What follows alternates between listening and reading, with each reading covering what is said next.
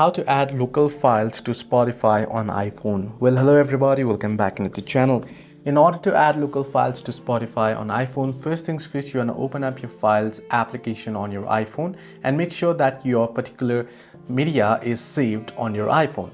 Then you want to open up Spotify. Once you open up Spotify, what you want to do is, now before opening up Spotify, head into your files application and move that particular file. You want to select it. You can either copy it or you can find move option. You want to move it to the Spotify folder here. So on your iPhone you'll find the Spotify folder. So later on I'll show you how you can do that as well. But you can open up Spotify then, and here you want to head into settings and privacy. Head into your profile name, then head into settings and privacy. Here you should be able to find the option that says apps and devices. You want to head into it and you can see local device visibility and local audio files. So you want to enable local audio files, tap on allow, and now you'll be able to allow your and get your local audio files.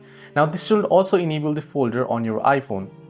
So if you select this and you can select move, you'll be able to move the audio files to your Spotify folder. You can see the Spotify folder is now created. You can move to it and then you can play it on your Spotify. Hope this video was helpful. Do like and subscribe as well.